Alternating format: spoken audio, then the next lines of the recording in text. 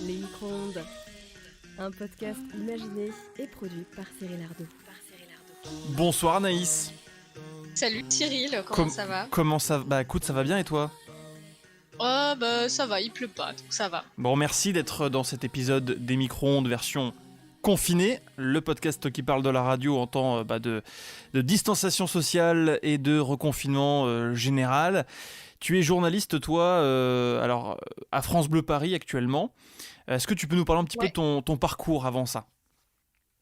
Mon parcours, il date pas d'il y a très très longtemps, hein. Il a commencé à Poitiers en tant que bénévole dans une radio associative, un peu comme la majorité des journalistes d'aujourd'hui. À la base, Radio Pulsar, c'est ça? Ouais, c'est ça, Radio Pulsar. À l'origine, je voulais quand même faire un petit peu de télé, parce que venant d'une licence en psycho, je savais que les messages étaient reçus en majorité par par la communication non verbale. Donc je me suis dit en télé, c'est parfait, t'as l'image, t'as le son, t'as tout quoi. Et puis ça paye mieux. Et ça paye mieux, c'est clair. Et du coup, je suis tombée chez Radio Pulsar et en fait, je suis tombée amoureuse de la radio et de l'ambiance finalement, l'atmosphère qui se dégage quand tu parles au micro dans un studio. Et donc j'en ai décidé de faire ma spécialité. Et du donc, coup, maintenant, ça, t'es en alternance, si je dis pas de bêtises. c'est ça, Ouais. exactement. Pour ça, j'ai décidé de faire une alternance et l'une des meilleures alternances entre guillemets, c'est l'école de l'ESJ de Montpellier. Et j'ai eu la chance d'intégrer Radio France par ce biais-là, par le biais de cette alternance. Et donc, j'ai passé un an à France Bleu Vaucluse avant d'intégrer France Bleu Paris. Et je me trouve ici avec toi. Et donc, t'es arrivé à France Bleu Paris, quoi, quelques semaines avant le reconfinement, c'est ça? Ah bah oui, carrément, début octobre. Donc, c'est quoi? Je crois, c'est 3 semaines avant le couvre-feu, un truc dans le genre, hein. Et comment ça se passe la découverte de Paris en temps de coronavirus, enfin de Paris, du coup du travail de journaliste à Paris, hein, évidemment, en temps de couvre-feu, de reconfinement, de mesures sanitaires, de restrictions, etc. Alors déjà au moins on sait on sait des sujets à l'avance, on peut se projeter parce que c'est un peu mono-sujet dans les journaux, parfois c'est un petit peu fatigant même pour nous journalistes parce que on sait que la moitié du journal va parler du coronavirus, qu'il va falloir trouver des sujets en relation avec le coronavirus parce qu'il n'y a pas d'autres actus entre guillemets sur le terrain. Et après c'est toujours compliqué parce que forcément pour joindre les personnes sur place, sur le terrain, tu sais pas s'ils sont en télétravail ou pas, tu sais pas, enfin voilà, en gros, ça complique un peu la tâche, mais finalement, ça change pas de beaucoup en pratique, quoi. Enfin là, un petit peu plus, parce que je suis en confinement, télétravail. On va en reparler de Voilà, ça, ouais. Ouais. Non, mais sinon, après, ça va, c'est assez similaire qu'un travail non confiné dans le reste du monde en tant que journaliste radio. Toi, en tant que journaliste radio, forcément, tu fais aussi, en tout cas Radio France, à France Bleu, tu fais aussi bien du reportage que de la présentation. Un peu plus de reportage, j'ai cru comprendre, hein, jusqu'à maintenant pour toi. T'as pu voir l'avant-coronavirus, l'avant-confinement, etc. Et puis l'après maintenant. Est-ce que c'est plus compliqué de faire son taf de journaliste avec justement toutes ces mesures sanitaires, toutes ces restrictions, tous ces gens, comme tu le disais, hein, qui sont pas forcément là où on les attend, pas forcément à leur bureau, pas forcément chez eux? Ah oui, oui, ça carrément, c'est ce qui complique le plus. C'est vrai que l'avant-confinement, tu vas dehors, tu croises des gens, c'est tout de suite plus convivial. Là, tu t'approches des gens, ils se demandent pourquoi tu vas vers eux, t'as toujours le doute de cette personne est peut-être contaminée. Il y a une peur un petit peu, j'ai l'impression, de la part des gens que je rencontre dans la rue. Ils sont un petit peu frileux de parler, même sur des sujets complètement autres que le Covid, hein. Mais ouais, ça change pas mal. Après, honnêtement, sous le couvre-feu, j'ai pas vu de grosses différences. sous confinement, c'est plus compliqué en matière de réalisation derrière, quoi. Alors juste avant qu'on aille sur le sujet de la radio depuis la maison en confinement, est-ce que du coup quand tu vas sur le terrain, parce que tu continues à y aller en ce moment malgré tout, tu prends des dispositions particulières? Je sais pas, est-ce que tu y vas alors masqué évidemment, mais avec des gants, avec une perche, comment ça se passe? Qu'est-ce qu'on te demande de faire? Alors les gants, non, quoique ça pourrait être une bonne idée pour éviter de toucher tout dans le métro ou des trucs comme ça. Non, non, j'ai une perche. C'est assez difficile à manier parce Ouais. que d'un côté la perche elle est assez lourde quand même. Et puis il faut que tu regardes ton micro, tu regardes ton enregistreur, que tu fasses gaffe que la personne parle bien dans le micro. Donc finalement tu te fais plus les muscles en période de Covid qu'autre chose. Mais non, après à part ça, j'ai toujours ma petite bouteille de gel hydroalcoolique dans la poche et dès que je sors d'une interview, en général, je me mets un petit coup parce que on sait pas en fait. Il se peut que la personne en face de moi ne porte pas le masque ou porte mal le masque.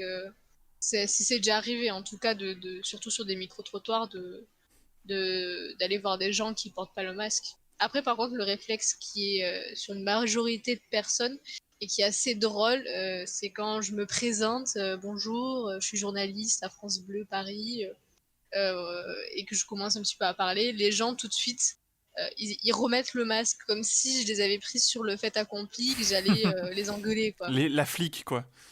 C'est un peu ça, c'est un peu ça.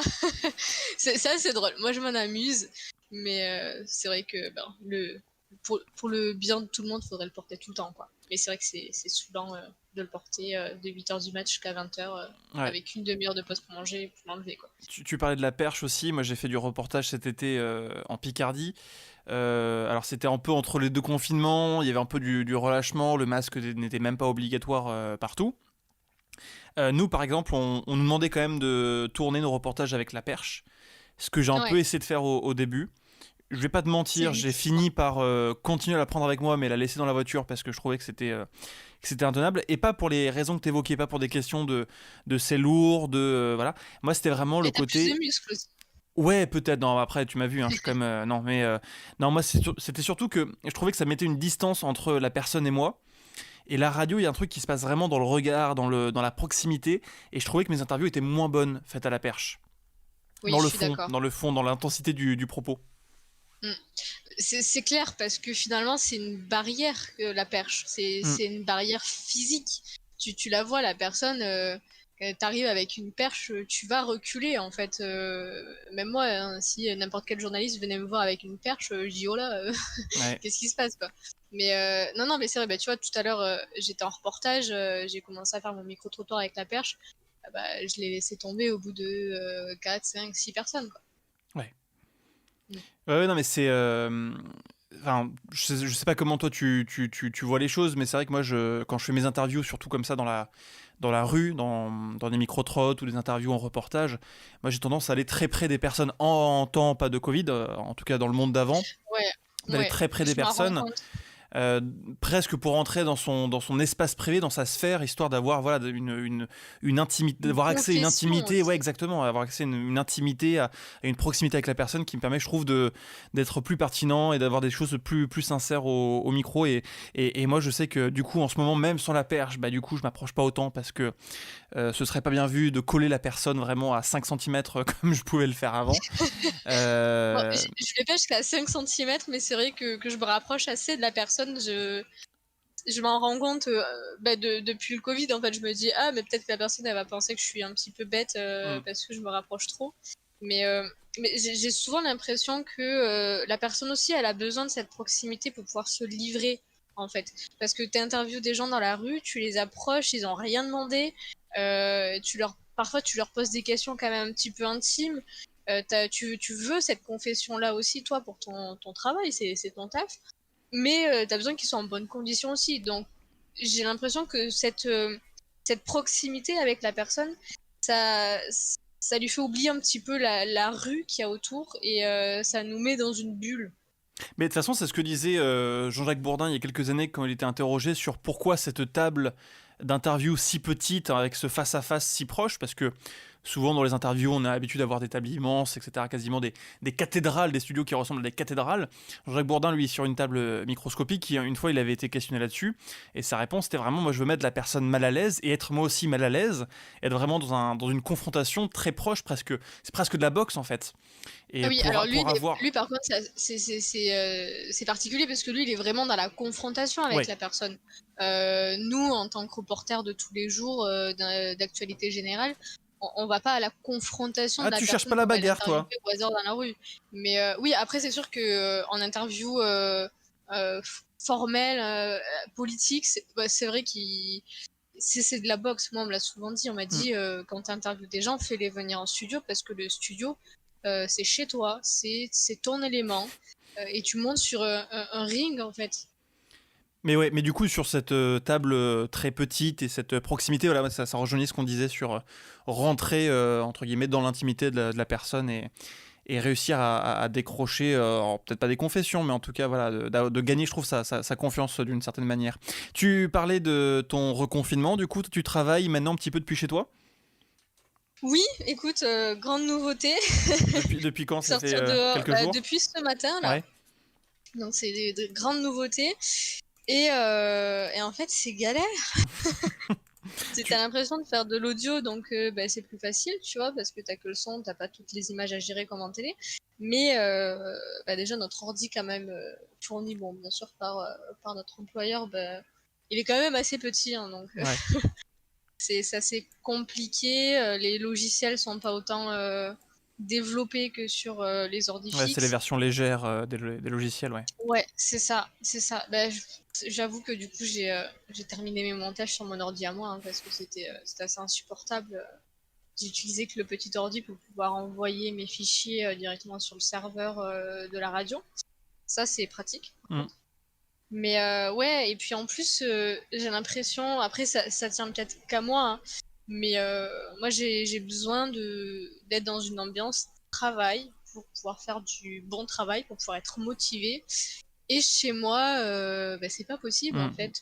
J'ai la télé juste en face avec le bouton Netflix qui m'attend. J'ai mon ordi avec tous mes jeux qui m'attendent. J'ai plein de bouquins aussi qui ne demandent qu'à être lus. Donc je n'arrive pas à me motiver, à travailler. Et je pense que je retournerai quand même assez vite au boulot. De toute façon, la sécurité y est quand même, hein. On a le masque tout le temps. Donc, ouais. En plus, pour ne rien cacher aux gens qui nous écoutent, tu m'as appelé ce matin parce que tu avais quand même une grosse galère de technique. Alors ça, oui, c'est le pire, je crois. C'est le problème de ne pas pouvoir enregistrer du son. Oui, alors pour expliquer un petit peu cette galère-là, c'est un petit boîtier qui nous permet de faire des interviews par téléphone. C'est ce qu'on appelle chez nous un KB. Et là, en fait, le son du téléphone ne s'enregistrait pas dans l'enregistreur. Donc c'est problématique quand on veut faire une interview téléphonique. Clairement. Et on a passé quoi? On a passé 40 minutes en visio pour essayer de trouver le problème. Et on l'a pas trouvé. Spoiler alert, on n'a pas trouvé le problème. Et on n'a pas trouvé de problème. Donc ça m'a passé toute la matinée quand même sur ce problème-là. J'ai passé toute la matinée, ouais. Et c'est que vers quelle heure? Je m'étais décidée à sortir pour mon reportage, donc c'était 14h moins 10. Et donc j'ai appelé mon compagnon qui est aussi technicien radio. Alors on a mis la visio. Il m'a regardé faire la manip et il m'a dit et ce câble là, tu le branches pas? Et voilà, il avait trouvé le problème. Et la technique à Radio France, elle ne t'a pas aidé? T'as pas réussi à les joindre? Ben non. Donc voilà, on se raccroche à ce qu'on peut. Et heureusement que du coup, je connais un technicien radio dans mon entourage.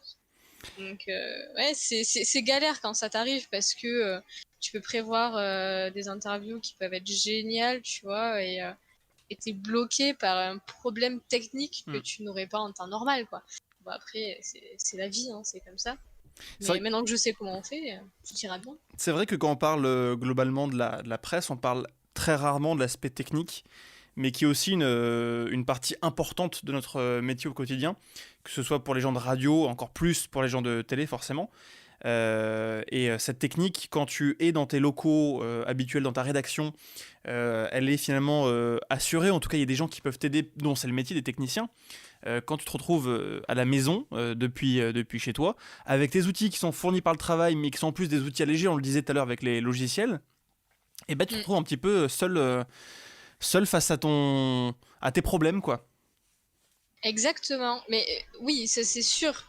Et c'est ça que je trouve frustrant parce que c'est une perte de temps. Enfin, moi je sais que je passe 2 heures pour du coup faire mes reportages par sujet. Tu vois, je passe 2 heures par sujet. Et si tu perds 1 heure et demie à essayer de trouver comment on fait une interview téléphonique, enfin, enregistrer une interview téléphonique, c'est une perte d'énergie, quoi. Pareil, ça c'est complètement autre chose, mais ça rejoint finalement l'handicap que peut être la radio dans certains moments, notamment dans ces temps de confinement. C'est les conférences de presse. Les conférences de presse, elles sont toutes par visio. Et la presse écrite, donc ça change pas grand chose parce que voilà, Ils prennent des notes. Ils prennent des notes et ils font leur article. La radio, nous, on a besoin de son. Par contre, le son brut de la conférence de presse, c'est pas possible parce que soit le son va être mauvais, soit parce que quelqu'un va intervenir, donc c'est pas exploitable. Donc, ce qu'il faut qu'on fasse à chaque fois, c'est demander aux gens de pouvoir les garder 10 à 15 minutes après la conférence de presse, pouvoir les appeler par téléphone pour faire notre interview. Et les gens ne comprennent pas forcément en fait ce dont on a besoin. Ils comprennent pas forcément qu'on ait besoin de les garder en plus et de leur faire un mini résumé de ce qui s'est dit en conférence de presse, quoi. Oui, alors qu'en temps normal, tu vas à la conférence de presse et puis à la fin, tu vas les toper, comme on dit, les attraper au dernier moment en disant « Attends, hop, j'ai besoin de toi encore 5 minutes ». Là, c'est peut-être plus compliqué de leur expliquer en étant à distance. Et puis ça leur faire perdre du temps aussi, quoi. Parce qu'ils ont peut-être autre chose à faire, ils enchaînent. Donc voilà, c'est assez frustrant, je trouve. Mais ouais, donc c'est une période assez compliquée, je pense, pour la radio. Mais néanmoins, on peut créer beaucoup de choses en ce moment, je trouve. Malgré tout, toi, tu continues un petit peu à sortir sur le terrain. Bah oui, heureusement. Ce serait triste sinon. Non, ouais, je pourrais pas rester confinée sans faire de terrain. J'ai fait ça pendant le premier confinement. Ouais, c'est là où je voulais en venir. Pendant Le premier confinement, toi, t'as été pareil en télétravail et tu es quasiment pas sorti sur le terrain pendant 2 mois, quoi. Non. Et en plus, le truc, c'est que à Radio France, donc, on travaille par ce qu'on appelle des syndications. Donc, c'est-à-dire que plusieurs antennes sont reliées les unes aux autres de façon géographique, pour pouvoir faire de l'antenne France pendant Bleu le Orléans avec confinement. France Bleu Tours, par exemple, Touraine. Exactement. Nous, à Vaucluse, on était fusionnés du coup avec Nice et Aix. 2 grosses villes avec beaucoup d'actu. Forcément, on avait la même place pour les journaux, on n'avait pas des journaux extensibles. Et ça fait qu'on avait 3 rédactions qui travaillaient pour un journal.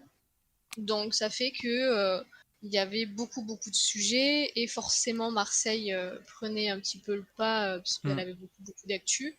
Notamment avec Didier Raoult. Et donc on se retrouve à travailler pour rien en fait. T'as déjà eu des sujets qui ont été trappés parce qu'il n'y avait pas la place de les mettre dans ces journaux syndiqués ? Ah oui, carrément. Mais certains matins, tu te levais, t'écoutais la radio, tu n'avais aucun sujet sur le Vaucluse. C'était Radio Nice-Marseille, quoi. Donc frustration, j'imagine. Ah oui, carrément. Tu te dis pourquoi je travaille, en fait. Dans ce cas-là, mettez-moi au chômage partiel et on n'en parle plus s'il y a trop de journalistes. Mais après, c'est vrai que c'est aussi notre mission d'être le relais des gens, de leur tendre le micro, même si t'es bloqué chez toi, quoi. Toi, je veux pas trop dévoiler ta vie, mais tu es parti de confiner avec ton copain à Poitiers. Alors que tu bossais pour l'antenne d'Avignon, c'était pas trop compliqué, t'avais pas l'impression de perdre le pied finalement avec le terrain, même si t'étais en confinement et à distance ? Bah, je l'ai pas tellement vécu comme ça parce que toute ma rédaction était confinée comme moi en fait. Enfin, personne n'allait sur le terrain dans ma radio. Donc je l'ai pas vécu comme si j'étais un peu à l'écart ou quoi, comme si je perdais mon terrain. En plus, je continuais à être sur le terrain puisque j'avais au téléphone tous les acteurs du Vaucluse, donc que ce soit la présidente des campings du Vaucluse, que ce soit le chercheur spécialiste dans les eaux douces ou des trucs comme ça. Donc finalement, j'étais encore en Vaucluse depuis Poitiers, quoi. Ouais, mais quand tu sortais faire tes courses, tu les faisais à Poitiers, tu les faisais pas à Avignon. C'est clair. C'est vrai qu'après, par contre, pour trouver des sujets ou des trucs comme ça peut être un peu plus compliqué parce que, moi, mon quotidien, c'était plus du coup France Bleu Poitou que France Bleu Vaucluse dans ma vie de tous les jours. Mais c'est intéressant, c'est intéressant. Ça montre que finalement, on peut faire du bon travail même depuis chez soi, depuis à 700 km de son lieu de travail. Pendant ces 2 mois de confinement, du premier confinement, parce que là on est au début du reconfinement, on espère que ça va pas trop durer, mais puis surtout il est un peu plus souple qu'au printemps. Mais pendant ces 2 mois de confinement, j'imagine que professionnellement t'es passé par plein d'états d'esprit. Est-ce que tu peux un peu nous les résumer peut-être? Ouais, alors moi j'ai la chance d'avoir eu du coup à Vaucluse pour ce premier confinement une équipe assez géniale. Donc ça fait que sur nos coups de blues, tout ça, on en parlait, on pouvait en parler entre collègues, avec ma rédactrice en chef. Euh, C'était d'ailleurs très très mignon de sa part parce que juste avant le confinement, elle savait qu'on allait passer du coup les fêtes de Pâques confinées. Et donc elle est allée nous acheter des œufs en Oh, trop chocolat. mignon.